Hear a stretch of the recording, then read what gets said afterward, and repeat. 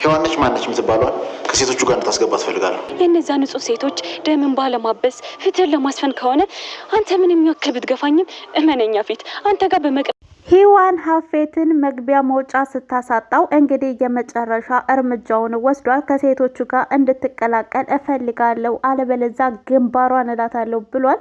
እንግዲህ ሔዋን ትልቁ አላማዋ የነበረው የነዛን ምስኪን ሴቶች እንባቸውን ማበስና ከዛ ለማስወጣት ስለሆነ አሁን ሔዋን ከሴቶቹ ጋር ብትቀላቀል ደስተኛ ነው እንጂ የምትሆነው አይከፋትም። ምክንያቱም ከሴቶቹ ጋር ለመገናኘት ትልቅ ጉጉት ነበራት። ነገር ግን በአብዛኛው ተመልካች እንግዲህ ኤፍራታን ታድናታለች፣ ኤፍራታን ትታደጋታለች፣ በፍጹም ሀፌትን አታገባውም ብለን በጉጉት እየጠበቅን ተስፋ አድርገናት የነበረው ሔዋንን ነበር። ታዲያ ሔዋን አሁን ወደ ሴቶቹ ከተቀላቀለች ኤፍራታ እውነት ሀፌትን ታገባው ይሆን ወይንስ አታገባውም የሚለው እንግዲህ በጥያቄ ምልክት ይቀመጥልን።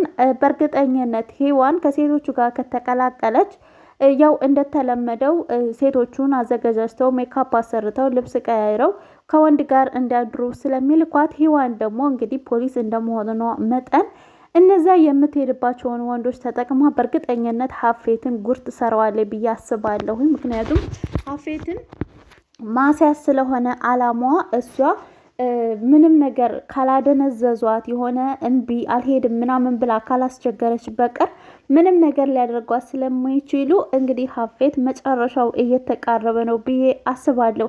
እንግዲህ ሐረግ ድራማ ክፍል 68 ላይ እንዳየነው ኤፍራታ ለዘመናት ስትደበቅ የነበረውን እሷን ቤተሰቦችን ባገኝ ብላ ስትጓጓለት የነበረው ጊዜ ደርሶ ነገር ግን እነሱ አረጋግተው ሳይነግሯት ያው ናታንና ገኒ ተቀምጠው በሚያወሩበት ሰዓት እንግዲህ ኤፉዬ ሰምታ ቤቱን ጥላ ሂዳለች። መሄድ መራመድ ሁሉ አቅቷት ነበረ እና ሐረግ ድራማ እንግዲህ እጅግ ደስ ይላል። ነገር ግን የጽዮን አለማስታወስ ደግሞ ብዙ ተመልካቾችን ቅሬታ እያቀረበ ይገኛልና ቅሬታችን ይሰማልን።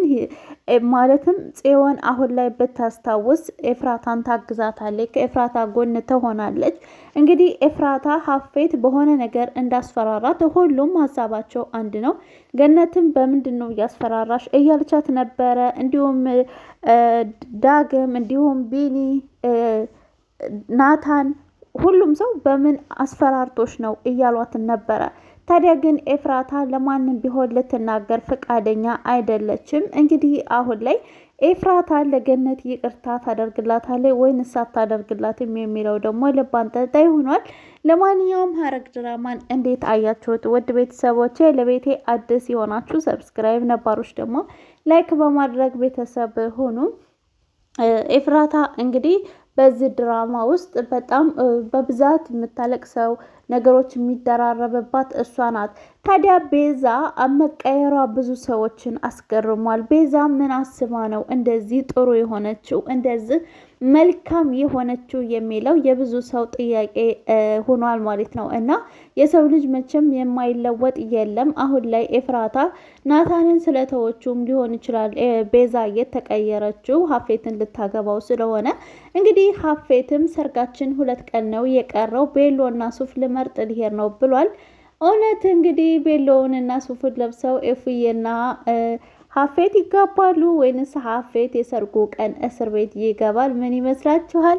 ለማንኛውም ግን ብቻ ደስ ይላል። ሐረግ ድራማ በጣም አሪፍ ድራማ ነው፣ ቆንጆ ድራማ ነው። ነገር ግን ጽዮን ቀጣይ በክፍል 69 ላይ ጽዮን እንድታስታውስ እንፈልጋለን ማለት ነው። እና ውድ ቤተሰቦቼ ሰብስክራይብ ላይክ ማድረጋችሁን እንዳትረሱ። ስለምታበረታቱኝ አመሰግናለሁ። ክበሩልኝ። አገራችንን ሰላም፣ ፍቅር፣ አንድነትን ያምጣልን። ወጥቶ ከመቅረት እግዚአብሔር ይጠብቀን። እና ሐረግ ድራማ እንዴት አያችሁት? እንግዲህ ኤፉዬን ማን ያድናት ይሆን? ማን ያስጥላት ይሆን ከዛ ከተረገመ ሀፌት? ወይንስ ደግሞ እንደ ወጣች ወደ ቤት አትመለስ ይሆን? ብቻ ግን ሐረግ ድራማ በጣም ደስ የሚል ድራማ ነው። ለማንኛውም ውድ ቤተሰቦቼ እናንተስ እንዴት አያችሁት? እንግዲህ ገነት ለዘመናት ስትፈራ የነበረ ዛሬ ብነግራት ልጄ ልቧ ይሰበራል፣ ነገ ብነግራት አሁን ችግር ላይ ናት እያለ ዛሬ ነገ እያለ ለዘመናት እንቅልፍ ያጣችበት ጥያቄዋን እንግዲህ እንደዚሁ እንደ ቀላል ኤፉዬ ሰምታለች ማለት ነው። እና እኔ በቃ ቁጭ አድርገው እውነታውን ቢነግሯት ነበረ ምኞቴ፣ ነገር ግን አልተሳካም። ለማንኛውም ውድ ቤተሰቦች እናንተስ እንዴት አያችሁት? ሐረግ ድራማን እንዴት አያችሁት? የእናንተስ ምን ይመስላል? ለማንኛውም ሰብስክራይብ፣ ላይክ ማድረጋችሁን እንዳትረሱ።